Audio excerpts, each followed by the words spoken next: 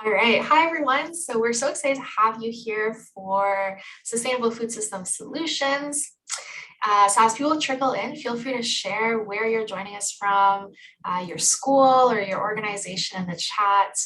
And yeah, feel free to share in the chat anything you'd like, if you'd like to share with the participants.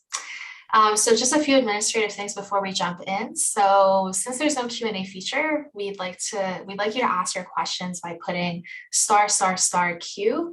That way we can easily find your questions after our discussions. So the format of the event today, we'll have our discussions, then we'll go into a Q&A, and then there's also the optional networking portion of the event, which will happen afterwards.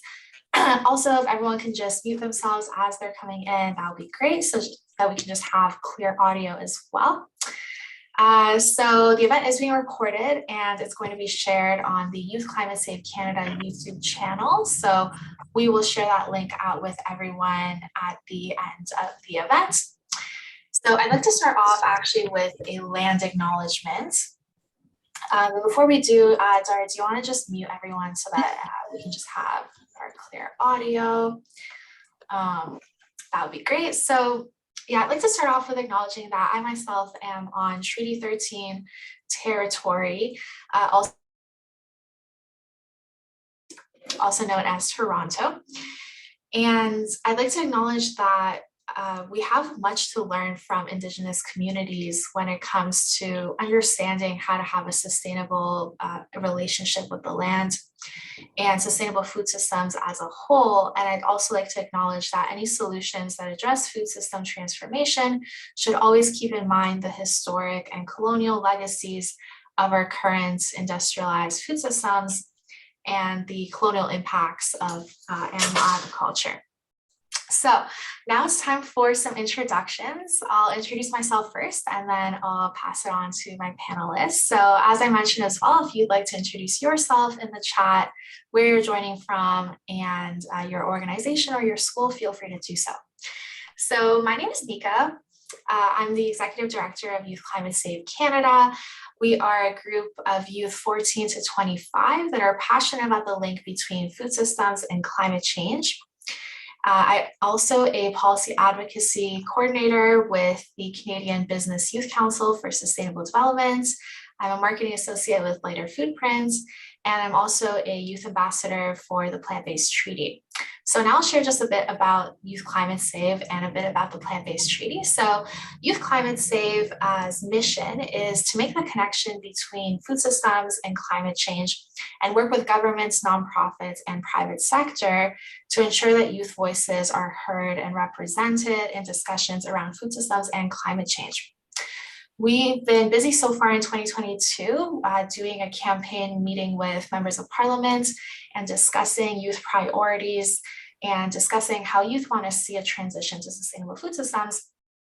And we are currently recruiting and growing. So if you'd like to volunteer with Youth Climate Save in a marketing or policy or campaign role, I'll share the link for that in the chat.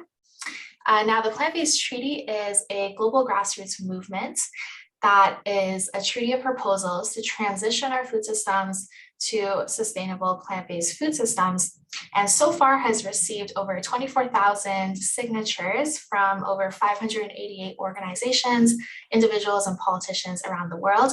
So you can also check out the Plant-Based Treaty, which I will share in the chat as well. So with that being said, I'm going to start bringing up my panelists. So I'd like to first bring up Lasse Brun, who is with 50 by 40. So I'll pass it over to you. Thanks a lot, Nika. Hello, everybody. Great to be with you today. My name is Lasse Brun. Apologies for the difficult name. I'm Danish originally. I'm currently working for an organization called 50 by 40. I'm the CEO, and my background is working in particularly climate change, animal welfare, social justice, and human rights issues over numerous years, particularly in the multilateral policy negotiation space and most specifically in UNFCCC, increasingly also UNIA and UNDP as well. 50 by 40 is a collective impact organization. Essentially, we are 70 plus organizations that covers all different fields that are related to livestock and food systems. So we have organizations working on social justice, agroecology, faith, equity, equitable food distribution, health, animal welfare, human rights, and so forth, all getting together to try to address one of the biggest issues, which is the industrialized livestock production from many different platforms. And we work collectively, both locally, nationally, and internationally, particularly, trying to work with member states within the UNFCCC and in other international fora to change policy and to drive systemic change. And with that, I'll pass it over to Alison. Thank you so much. So I'm Allison, and I have the privilege of working for Reimagine Agriculture. So if you're looking for us on socials, it's at Reimagine Agriculture or reimagineagriculture.org. So feel free to check us out there. So we're an organization that works to educate, influence, and collaborate to create a compassionate, sustainable, and resilient agricultural system. So that's kind of the main focus of our work. We do the primary amount of our work kind of in Canada, and we have 3 primary ways we do work. So for building alliances, that's where we collaborate with groups who kind of expand our impacts. Right now, we're working with some universities doing some research around laws and potential movement for the food system on some issues there. Also UNEP accredited and do some work there, as well as working with Champions 12.3. Our knowledge mobilization pillar works to really put education into action around food systems. So making sure people get that base level education on these really critical issues. And of course, we've got our policy campaigns, which are really about looking at the crucial policies that need to change to kind of see the next advancement of our food systems in Canada. So that's the work we do. I personally kind of come from a policy background. I'm definitely a policy nerd. And so that's kind of a lot of my focus. And I think the environment has always kind of been one of the focuses that I've transitioned to. So I'm excited to be here and to kind of discuss all of our food systems today. And I will pass it over to Maddie. Hi, I'm Maddie Cohen. I'm a regulatory attorney with the Good Food Institute, which we call GFI. GFI is a US-based 501c3 nonprofit that's goal is to make the global food system better for the planet, people, and animals by accelerating the world's transition to alternative proteins.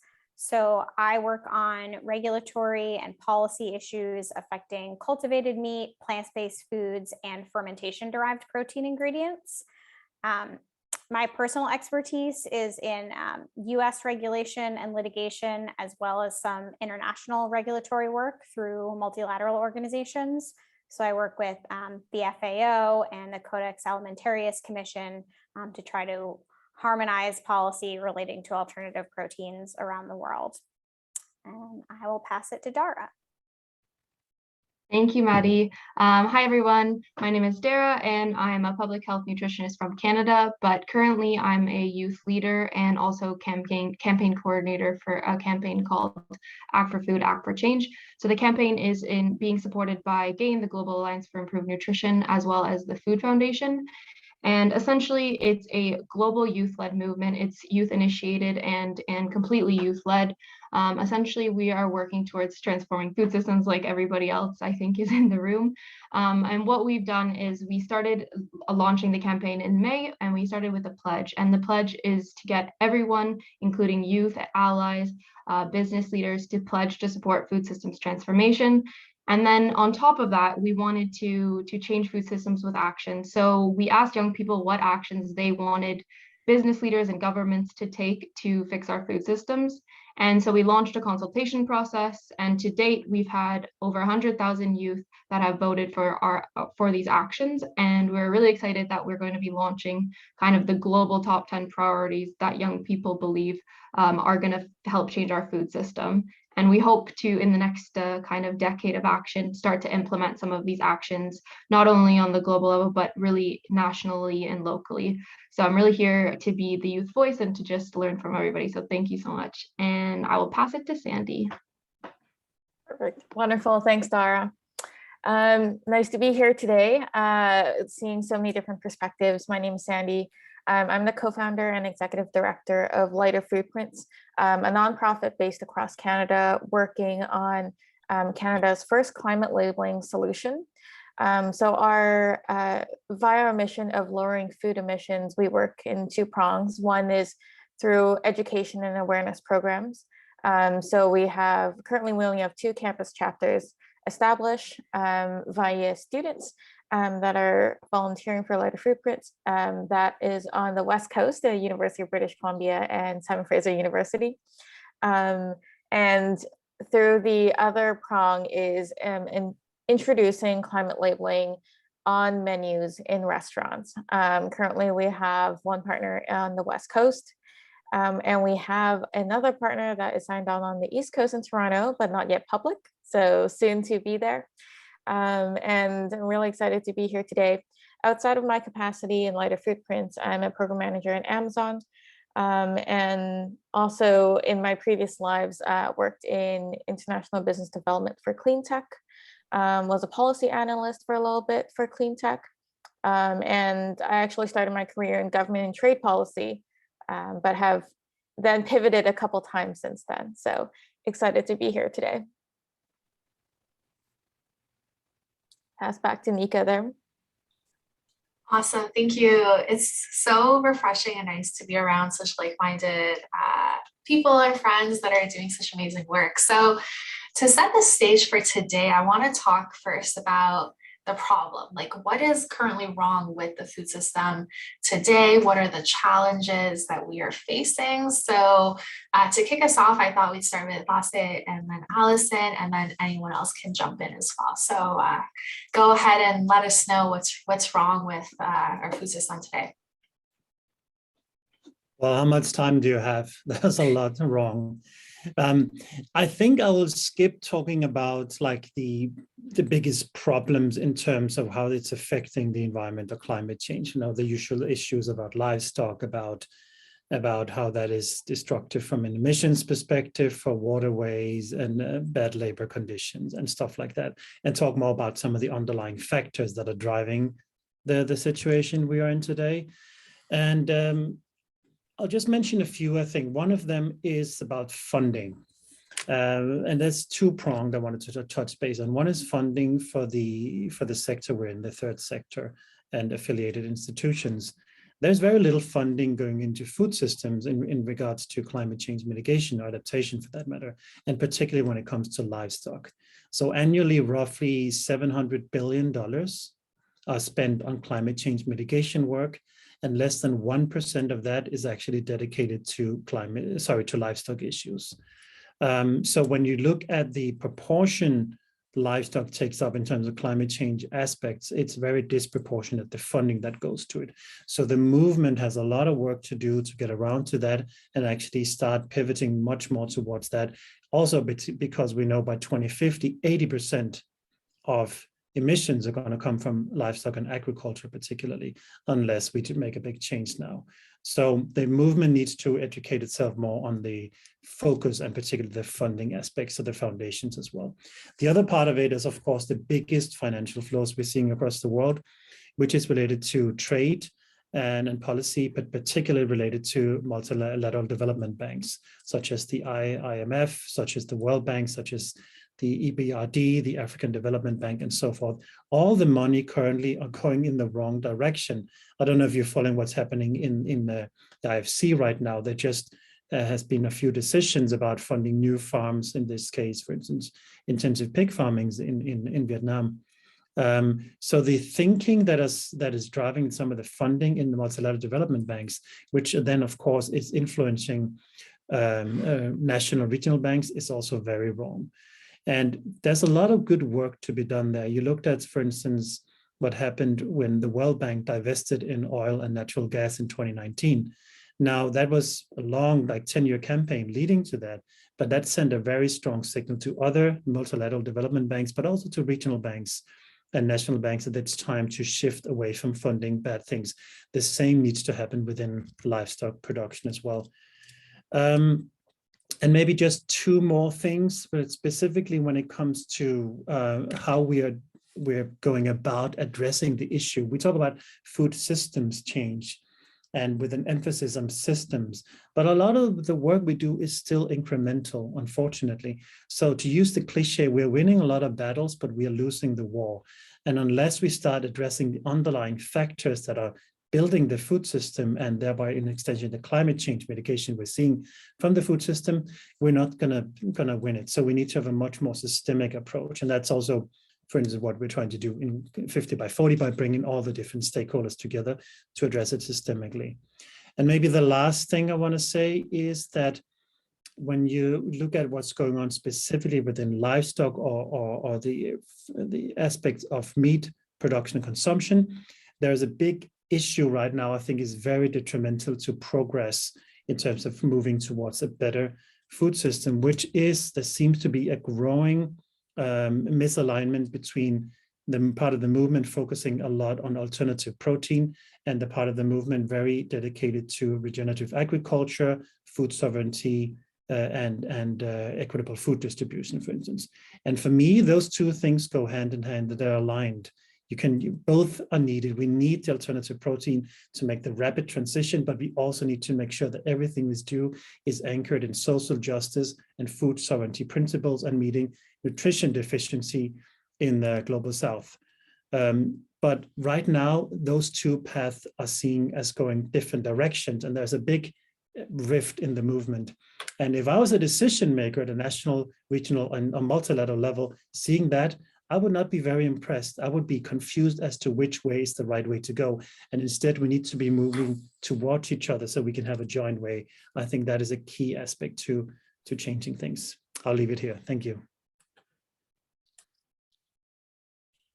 I can try to contribute to that, but I really appreciate that answer. And I think I concur on a lot of those issues.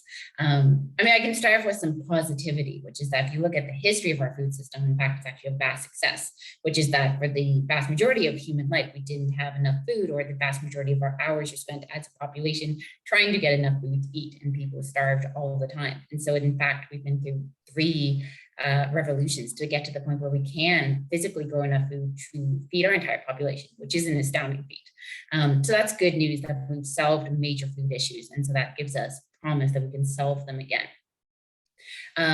I think that there's a lot of high-level problems that probably make this difficult.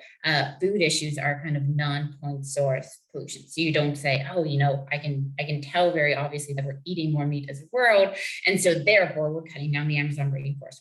Often the links aren't that clear, and it can feel like, well, of course we need more land. We need to be able to grow more food, or we need to grow enough food. I think as well, to Lasse's point, I think that we're really seeing a lot of disconnects across people kind of having different reasons. If you went up to the average person on the street and said, hey, can you tell me the difference between renewable and non-renewable energy? The average person would be able to answer that, and it would be kind of a quite straightforward question. But if you went up to the average person on the street and said, hey, can you tell me about the biggest issues in our food systems? Or can you tell me about what problems in our food systems have the biggest effect on climate? The average person really would have no idea, or a lot of them would be kind of misguided in terms of what that focus was. So I'd say that's a couple of kind of larger points, I think, that frame the context around these food issues. I'll focus on food waste for a second, because Lasse did a really wonderful job covering animal agriculture. So food waste in Canada is estimated to be at 58%. So that means over half of the food we produce is lost or wasted and not being consumed. And that is a really significant issue. It's really causing us to eat a lot more animals because we are throwing out so much food. It's directly adding to our emissions, and it's also something that should be a solvable problem. In Canada, we have no federal system to track the amount of food waste that's happening, and so we don't even have kind of active goals for reduction. This is when we've also signed on to the SDG goals, and goal 12.3 is directly around food waste. So these things are really incompatible in Canada right now, and so I would say kind of addressing food waste and getting the first steps there in terms of really mitigating our emissions is crucial. As globally, if food waste was a country, it would be the 3rd largest emitter. So I think that's also an area we can put our focus. Awesome. Yeah, I'll open the floor to the rest of our panelists if you want to touch on, and also for some of our attendees which may not know, for example, the scale of the issue, if you have any facts you'd like to share about what's currently going on with our food system, go ahead.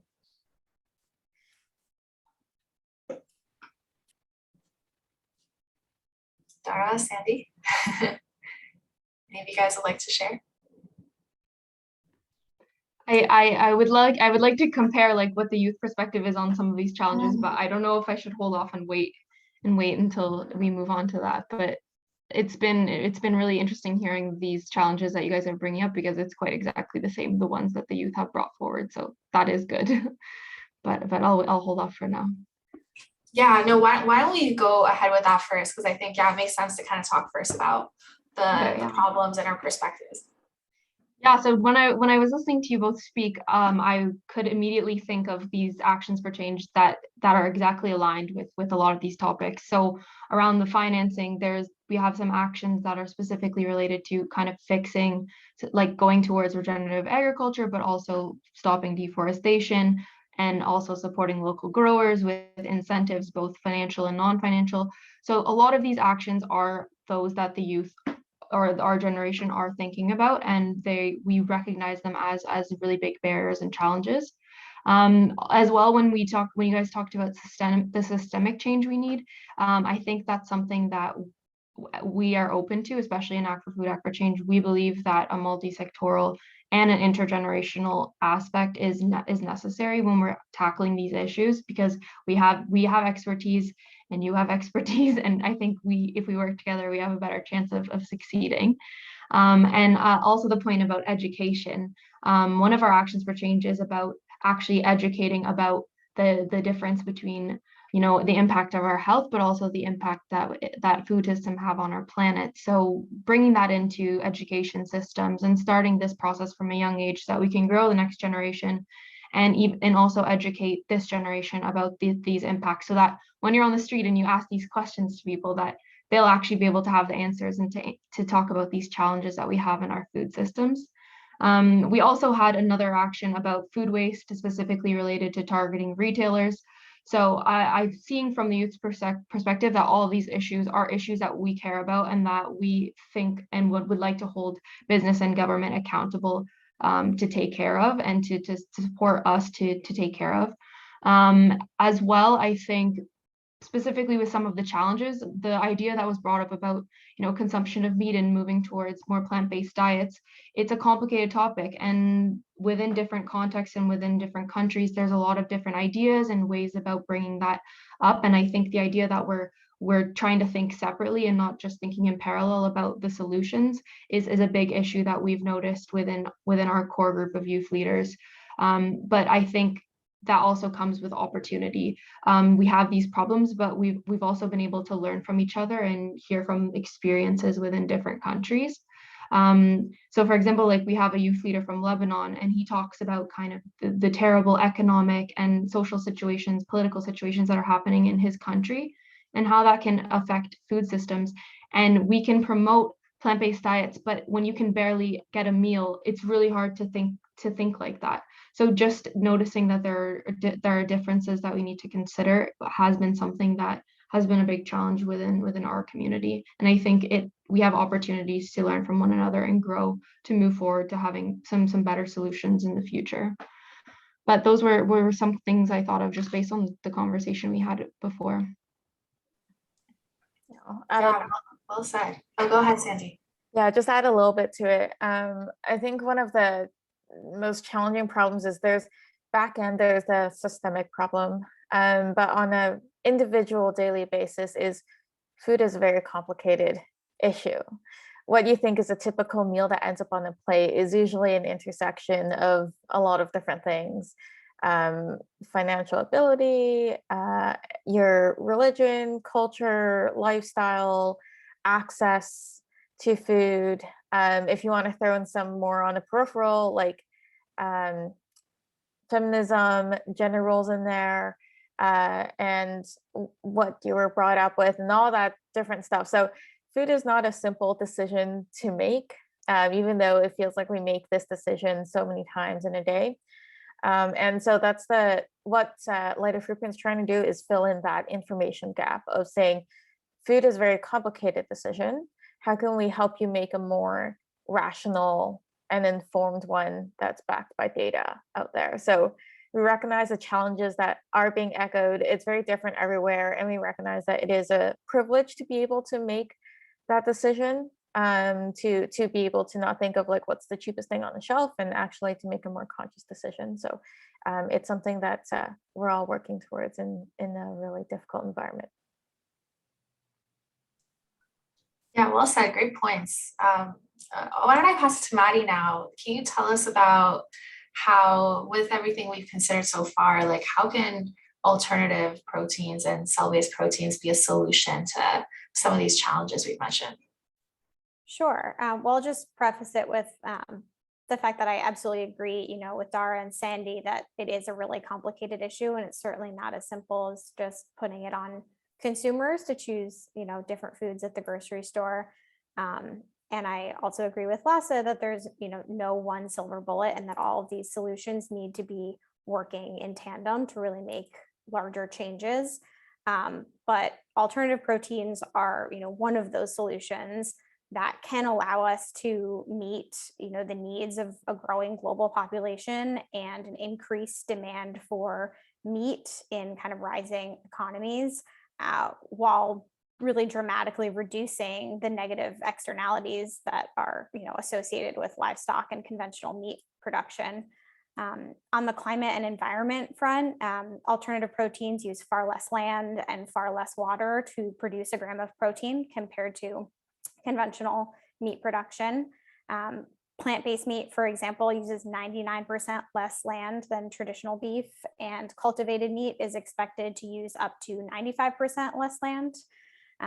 Also, alternative proteins produce significantly fewer greenhouse gas emissions compared to like a quarter-pound hamburger of conventional beef. The Beyond Burger, which is plant-based, generates 90% fewer greenhouse gas emissions, requires 46% less energy. And cultivated meat, especially if sustainable energy sources are used in production, is also expected to have about 90% less global warming impacts than conventional meat. There's also a huge carbon opportunity cost with the way that livestock currently uses the land. According to the IPCC, by shifting away from a diet centered on meat, we can cut greenhouse gas emissions by up to 8 metric gigatons per year globally, and could also give us 14 to 20% of the entire emissions mitigation we need in order to hit the 1.5 degree warming target. So alternative proteins really do have the potential to impact how much our food system contributes to climate change. And then also by saving that land and to reduce water pollution, it'll slow eutrophication, deforestation, acidification, all of which can help kind of stem the tide of biodiversity loss that we've seen as a result of livestock changing over more of the land. And something that doesn't get mentioned as much, but that I would like to kind of include in the environmental discussion, is also that a lot of conventional seafood production is very unsustainable. Commercial fishing has wiped out a lot of fisheries along the coasts, which also increases emissions because ships are going further out from the coastal fisheries. And alternative seafood is on the rise and can definitely help take some pressure off of wild fisheries and permit marine biodiversity to recover as well. And then also just beyond climate, obviously animal welfare is a huge issue with our current food system, and alternative proteins will not involve any animal suffering or animal slaughter. So they can save literally billions of animal lives every year. There's public health aspects as well. Livestock kept in intensive animal agriculture and CAFOs puts the whole world at risk of more zoonotic pandemics like the one we're living through right now. So by removing that intense animal agriculture from the equation, we significantly reduce that risk. And antibiotic resistance is also, a big concern with livestock. The constant low-dose antibiotics that are used in the industry are largely responsible for increasing antibiotic resistance. And plant-based meat uses no antibiotics whatsoever, and cultivated meat is also expected not to use any when it reaches commercial scale. So there's really just a bunch of problems that it can definitely help alleviate. But it is also as Lasse mentioned, something that needs a lot more funding.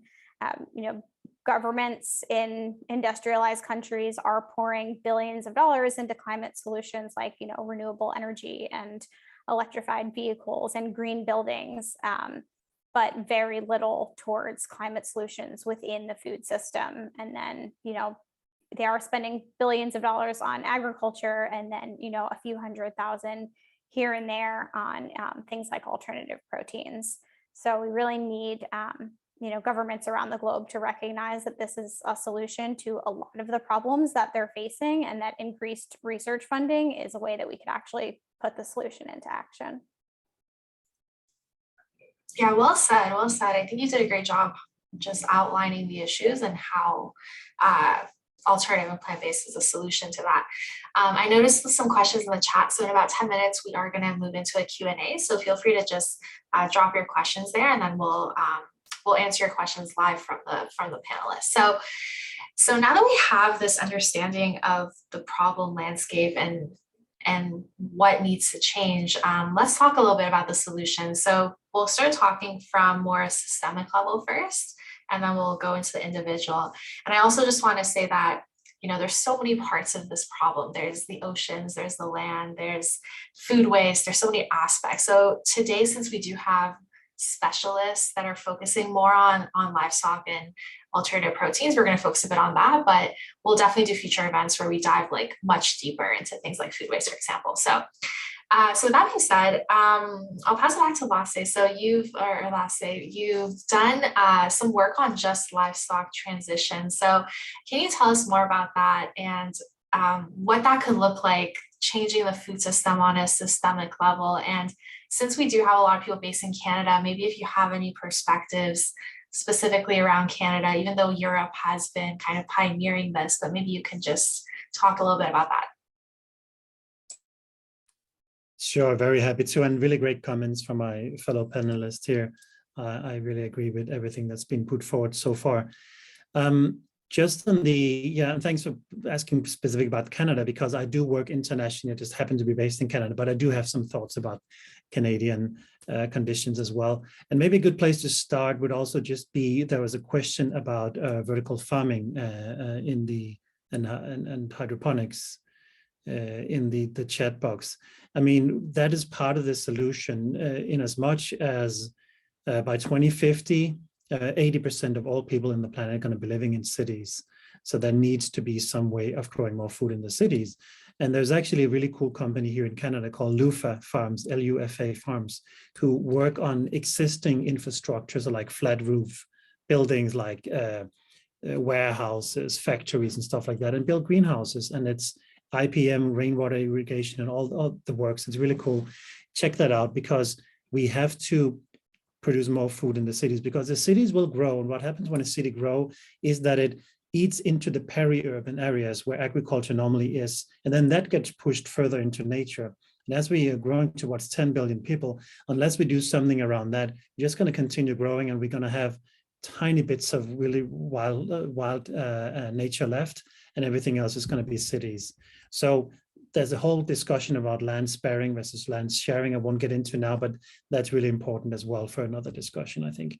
Specifically on the just transition, well, I used to work a lot on energy issues as well.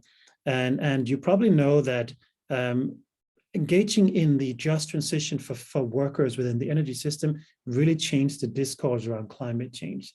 Because the second that the big workers and trade unions made climate change a key issue, it really changed things. Why? Well, first of all, because it's a lot of people, there's a lot of huge constituency. Secondly, because the trade and workers unions have a lot of power in governments, because they are very influential in terms of the economics of a country and the way things work in the financial system. So you might remember Sharon Burrows, who's been leading something called the International Trade Union Confederation, said about 10 years ago, she was asked, why do you as a trade union expert care about climate change? And she said, because there are no jobs on a dead planet. So that kind of changed the thing. That was the beginning of a really different discourse. And the thing is, when you invest $1 million in renewable energy, you create 14 jobs. If you invest $1 million in fossil fuel, you only create 7 jobs, half as much. And the renewable energy jobs are safer, they're better paid, there's more gender equality, and so forth.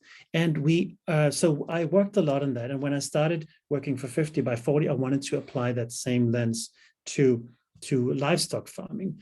So, and much to my dismay, I discovered there was very little actual research about the specific metrics or the roadmaps of shifting things. So that's something we are working on now with different foundations and different stakeholders on developing those, particularly this year leading up to COP27 in Egypt. But the basic principle is that as all evidence shows, points towards, as you shift from industrialized animal agriculture and make smaller productions, even eliminate production, but at least smaller productions, and shift them not just to smaller, but also into principles of agroecology or regenerative agriculture, you will create more jobs. You'll create better jobs. And not only that, you will actually also start revitalizing some of those rural economies that have died out. And that applies specifically here to Canada, Nika. You will have seen that, over the last 15 to 20 years, all the small rural communities are slowly dying out. All the farmers, as the farms are getting bigger and more industrialized and more consolidated, there's less people, more machineries, and slowly the people who have been living in the cities, in the rural settings, they move into the cities to make a living, which means that schools and pharmacies, grocery stores, and everything else slowly dies out, and you have these dead communities you see across North America. Now, so there's a direct link between shifting to smaller and more animal-based productions and to more plant-based productions. There's a link between that and creating more jobs and revitalizing rural economies. For instance, I want to mention one study that was launched last year by the International Labour Organization and the Inter-American Development Bank, which demonstrated that if Latin America and the Caribbean were to shift to much more plant-based food production by 2030, it would by then create 15 million new jobs. 4 million jobs would be lost, 19 million jobs would be gained, net 15 million new jobs. So there's huge numbers in this. And strategically, I use this when I work as a lobbyist in the UNFCCC and other places to speak to 4 ministers. I always go with this basic premise. I need to make these 4 ministers happy: the Minister of Health, the Minister of Agriculture, the Minister of Climate Change, and importantly, the Minister of Finances. And when you make the Minister of Finances happy, you're in a good position, because the second you can talk about taking an action that actually will create jobs and boost the GDP, that's a really good start, because often that is something that is seen as a hindrance. So it's important to always talk about solutions that can help the economy move forward. So that's kind of the basic principle of Just Livestock Transition. Thank you. Amazing. Yeah, that gives me a lot of hope as well. I saw someone in the chat say that they're feeling hopeful. So on that same vein, Allison and Maddie, you guys work a lot on the cultivated side. How can that be a systemic level solution? Either of you can go first. Yeah, so I think our kind of theory of change at GFI is that, alternative proteins are, not out to replace all food, but are kind of out to replace, the food that we get from livestock. And that once alternative proteins taste the same or better to people as conventional meat and cost the same or less, so they're actually accessible to everyone, that's when they'll become the mainstream option. And that's when they'll begin to replace conventional animal products, at a much larger scale. So, we're definitely not there yet, but if we can get these products to be what, people on an individual basis are seeing, don't cost any more than that they used to buy, but they're better for the planet, or they're better for their communities, or they're better for their health, that's when they'll choose them. And I think that's when we'll kind of see this going more mainstream, and also something that when it's fully scaled, there are ideas about cultivated meat being made, in communities. It doesn't need to be something that's, only made in first world countries and then, shipped around the world. It's something that should be able to be, accessible to a greater number of people, and that is hopefully more resilient and sort of less subject to, extreme weather events and droughts and things like that, are affecting agricultural workers. So we do think it definitely can become a systemic solution, but it's, again, going to require enough funding and enough support so that it can reach price parity with the foods that people are already choosing. Amazing. Yeah. I was just gonna say, Allison, if you want to focus a bit on like the policies, because I know that's something that you work on, and I think some people here are interested in as well, of like how can we take these solutions we've talked about and put them into policy, which I know you're working on. Go ahead. Yeah, and I really appreciate, Maddie, I think you providing such wonderful context, because I think that that's very true. Kind of to Lasse's point at the beginning, we have to be honest with ourselves, which is to realize, things aren't going well right now. The points aren't shifting in our favor. In the last 60 years, when populations have doubled, meat consumption has roughly quadrupled globally. And so I think we have to sit with the reality that it's not going in a good direction, and it hasn't been for the last little while.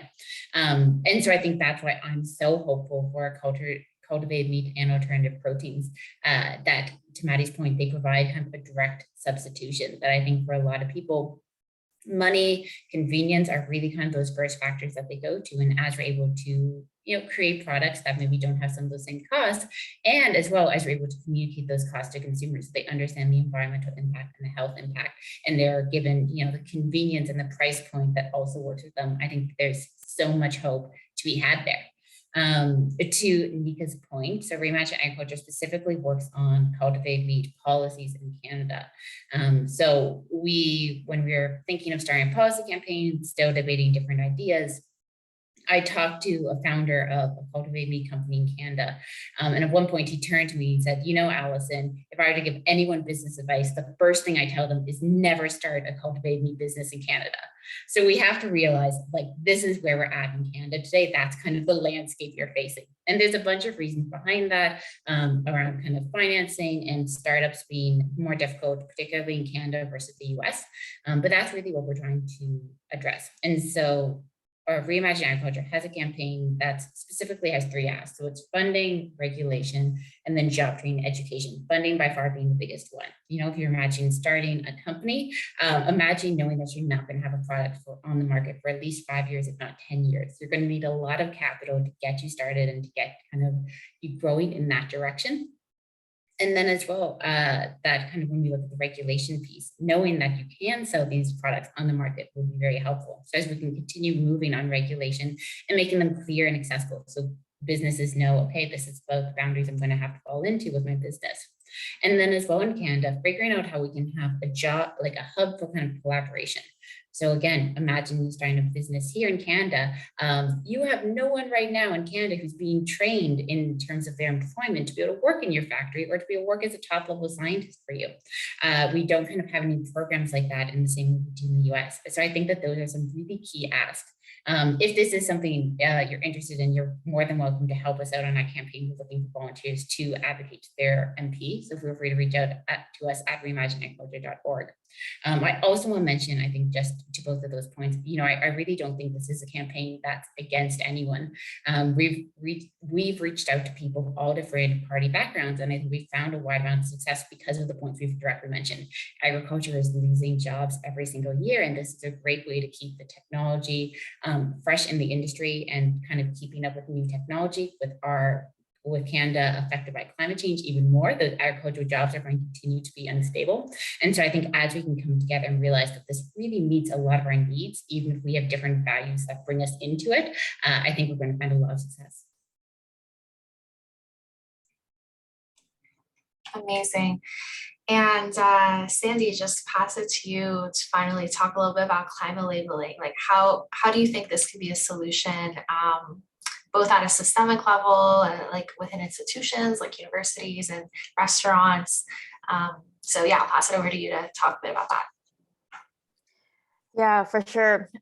We work on like you said, how you work from the systemic level all the way down to the individual. So we're really working on how to help individuals make better food decisions on an everyday basis and try and factor it in. So one really good example we like to think of it is nutrition labels. Nutrition labels didn't just appear on food out of nowhere. There was probably a fight that none of us ever really even knew about back in the days that actually really try to fight for the nutrition label on packaged foods. So now the nutrition label after some years has been so ubiquitous to our everyday life. Even if we don't consider every single meal, everyone knows of what is on the nutrition label and where to find it. It's information that's widely available, it's accessible, it's transparent, and it's mandated by policy, right? So it's trustworthy and reliable. And that's the direction, ultimate direction that we would like to see things working is in addition to the nutrition label for health, is a climate label for environmental impact of products. It's trying to make that, it's along the same movement of trying to make everything along the supply chain transparent to the end consumer. What actually goes in, where it's from, what are the carbon emissions that are emitted throughout the process of this. So that's sort of the end goal. And that's where Light Food Print first started, actually, considering where can we bring this on a policy level. But we realize it's a fight that is a very long fight without that you can't really set a timeline for, and that's not immediate. And so we try to, as a volunteer-based and youth-based organization, try to look at where can we make impact immediately? Where can we advocate and educate people to make better decisions? And so that's when we started looking at more of the grassroots level. And actually one of the questions and comments that came up in the chat box was about working in grocery stores. And that's actually where we first started, because we try to look at, analyze from the consumer side, where does the demand of food come in? One big place is grocery stores, another big place is restaurants. So we actually started looking at grocery stores, but we realized not only is it a complicated decision from the consumer side of intrinsic values, but also very difficult for you to go in as an independent organization and try and influence or impact the way items are displayed or placed in grocery stores. I'm sure we're all somewhat aware of all the different powers and consumer packaged good brands that are in the grocery store field. So that's when we decided to pivot away from that and let's try working with restaurants where there's a shorter decision chain to be for us to overcome and be able to work on a small and local basis. So working backwards from the ideal solution of this being implemented by policy, having a standard being carried across throughout the entire country and all that, we're trying to work our way up in little steps so that we can have an impact, familiarize people with the idea of climate labeling, and eventually get that as ubiquitous as nutrition labels down the road. Amazing. Yeah, I personally think it's such a cool solution and something that we are starting to see a little bit more of, but definitely needs to be so much more awareness of as well. So we'll move into Q&A now. So if anyone would like to add their questions in the chat, I'll start with some of the questions that were asked earlier. So earlier, people were asking about regenerative agriculture, and it seems like regenerative agriculture is kind of this other movement as well, right? That's trying to work towards sustainability. So I'd love to hear some thoughts from any panelists that would like to talk a little bit about regenerative agriculture, if you think this is a good solution, or maybe some of the misconceptions about it.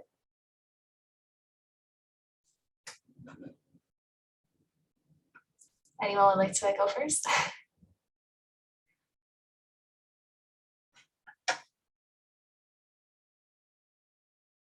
No? Okay. No worries. I'm happy go ahead. to say something to it. I just feel I've spoken a lot already. Oh, go ahead. It's okay. No, I think there's a definition issue here. I mean, regenerative agriculture, somebody talked about the Savor Institute. And if you say, think about regenerative agriculture as being something where you put 1,000 buffaloes on a field that's dried out, and then 2 months later it's starting to grow because of a cycle with the animals. That part of that philosophy or approach has been debunked, scientifically debunked. So I'm personally, in 50 by 40, not a supporter of the Ellen Savory approach. But when you talk about regenerative agriculture in the same vein as you talk about agroecology or permaculture, working with nature as opposed to against nature, finding ways of closing the loop and so forth, then it can be beneficial. And I mean, some animals, I'm not advocating for having animal agriculture, but some animals can also be beneficial, like we see in nature. But the problem is that people often compare having a natural environment habitat where there is maybe 10 bisons living over 25 hectares with other animals, and then compare that with having 2,000 heads of cattle running through the desertification area. It doesn't compare. So it's important to keep those things on. So there's a definition issue, and it's being used interchangeably by people, and it is creating lots of confusion, particularly within the movement. So, but it's, as long as you're clear on what you want to achieve, and then go back and look at the science, just always go to the science, and it's kind of self-explanatory. Nice. Yeah, I can quickly jump in on that. I mean, I completely agree to Lasse's point to say, like, let's go back to the science. I think there's a big confusion of terms within the industry. So if we're talking about something like crop rotation works quite well. It's a very good idea. We absolutely should implement it in the correct circumstances. I think what it is that there are, that we kind of have to have our focus on this significant amount of intensive agricultural farming that's going on right now, that the vast majority of animal agriculture is happening in these very intensive farms. And we wouldn't be able to do this level of animal agriculture production all, kind of in a regenerative landscape, because of course, grazing animals and animals in these pastures take way more land often than would be used otherwise. And so this is to say that, the solution isn't to say, okay, let's take, all of our current meat production and transition it to this space, because that wouldn't really be logistically possible with the resources, but to say we need to transition away from this model and let's put our focus there rather than maybe looking for some of these smaller movements that I think are less harmful than kind of the vast majority of meat. And so I think that's where the conversation needs to be, is to say, we need to reduce our consumption of kind of intensive animal agriculture, and that's going to be likely a reduction of meat produced from animals. And so let's focus on that instead of the kind of the littler movements. Okay. We have another question here that says, what about the nutritional value that comes with plant-based meats? How do they compare to whole foods that are not processed as highly? So kind of this question around the highly processed aspect of alternatives. So Maddie, Allison, would you like to address this one? Sure. I'm going to make 2 points on that. One is, like any, food source, and especially any processed food source, there's going to be, a wide range of different nutritional profiles. So I don't think, you're really comparing apples to apples there. And I think that's something that, hopefully with helpful and accurate nutrition labeling, consumers can make that decision. But I also think we don't really see it as, plant-based meats are meant to replace like whole plant foods. I don't think anyone would tell anyone to stop eating your whole foods and stop eating your fruits and vegetables and pulses. It's more of a replacement for meat, because we're facing the reality that every year globally, the demand for meat goes up. And so, compared to conventional meat, these plant-based meat products, are better for public health, or better for the environment, or better for animal welfare. So I think that's sort of the comparison I'm trying to make, rather than a comparison between, vegetables and a veggie burger.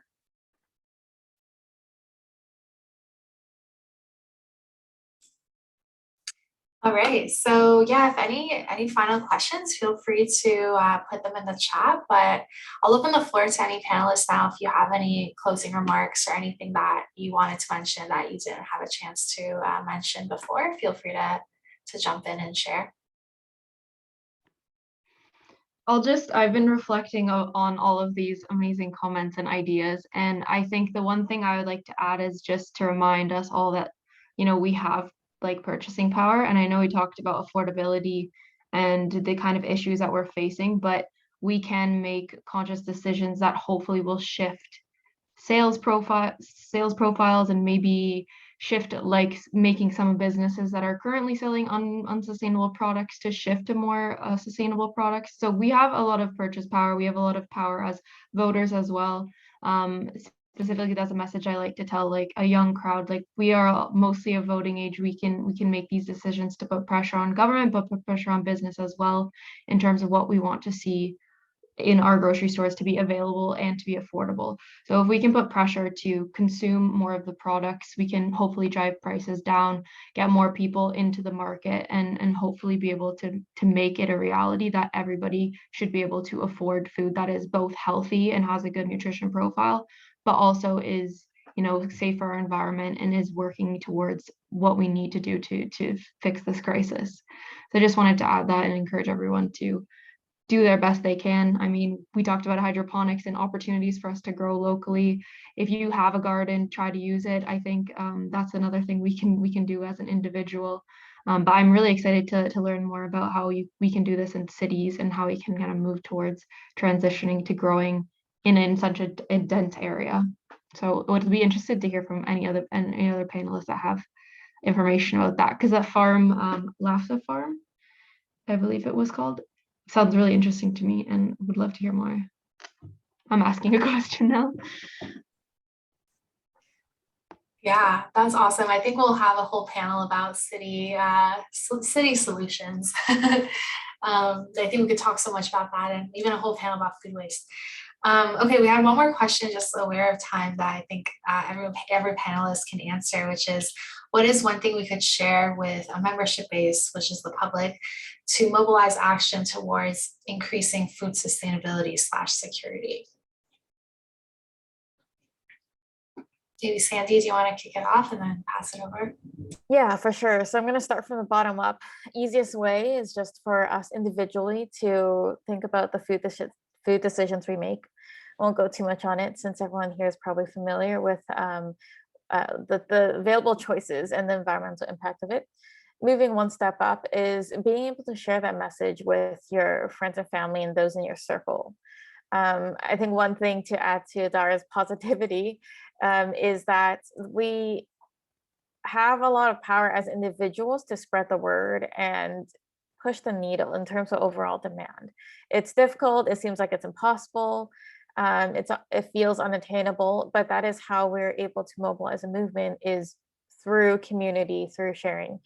So that's another way. Moving one step up is if you know of any sustainable restaurants or restaurants with real community-based values that want to support local businesses, that want to be able to communicate their sustainable values more, feel free to loop us in at any time. We're reachable on all social media, so that we can try and work with them to implement climate labels in their restaurants and their menus as well. And lastly is working on a policy level.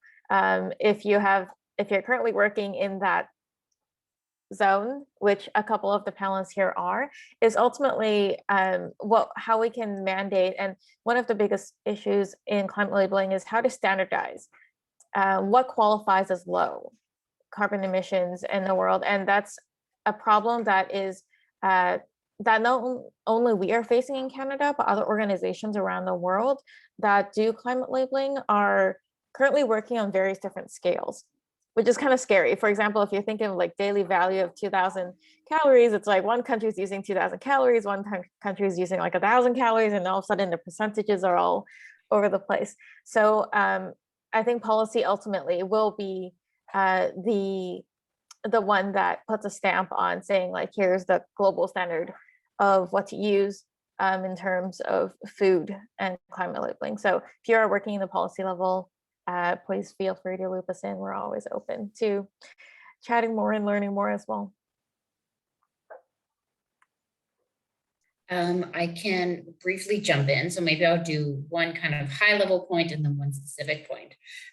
So in terms of a high level point, I'm sure kind of a lot of us on this panel are quite familiar with animal agriculture. And I think something we can do to communicate it out into the world is that the reality is a lot of people, vegetarianism or veganism, when they first hear about it, it's not going to be something that's appealing to them or feels like an option. So I think as we can transition from this voice to say, you need to go into vegetarian or you need to go vegan if you have specific values in terms of environment, health, animals, to say, the science, consistently shows we have to move away from animal agriculture. And so we have to move away and reduce our meat consumption. And what are the ways we can do this? And so changing it from a very controversial standpoint and kind of all or nothing to saying we're all in this, we all need to figure out how to reduce our meat consumption together.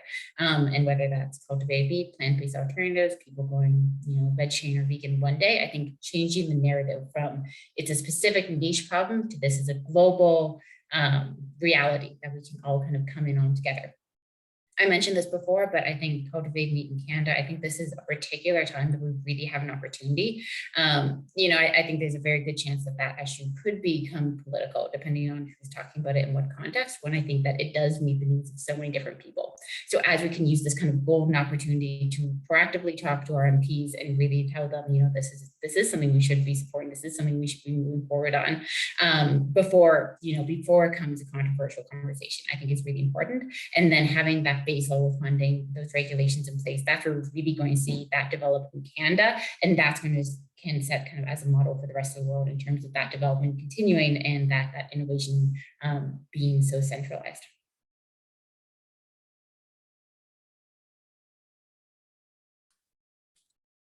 Yeah, I can maybe just say two things. I talked a lot about the systemic aspects and international, so I'll just do, and I agree with everything that's been said. Just two things, just to reiterate the importance of growing your own food. If you have the opportunity, if you know somebody has a small plot of land, if you have a small garden, if there's a community garden present, it's just great, particularly here in Toronto, to your point, Nika, like all these houses that has this little green lawns in front of the house that serves absolutely no purpose. Let's change the bylaw and start producing food there. It sequesters carbon, it's good for your health, it's fun, and it saves money for you as well. Growing your own organic vegetables. And then the other thing is, in terms of being a consumer, another powerful place is your financial institution. Most of us, unfortunately, are in a situation where hard-earned money is being used to support factory farming, in industrial farming, as well as fossil fuels. Check out what your bank is investing in and see if there's any chance of shifting to an ethical credit union, for instance. That there's a lot of power in that. Thank you.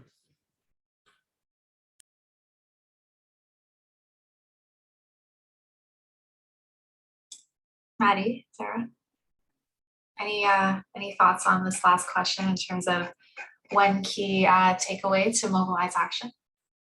Yeah, I think, if you're talking about on the individual level, I read an article recently on sort of the nudge effect of getting people to kind of change their diet and change behavior. And it was talking about how restaurant menus that included a small nudge under plant-based options, something along the lines of, plant-based options are better for the planet, or 60% of people are now including more plant-based options in their diet. Why don't you try it too? Those things were incredibly effective on how many more restaurant customers would order those plant-based options. And so I think that's a good thing to keep in mind, when we're communicating with other people who maybe, don't work in this space and don't see food the way that we do, is that in order to, like Allison said, have it not get to that controversial place, is just to keep that sort of nudge in mind. Like, what can we do when we're out eating with friends or on our social media feeds or things like that to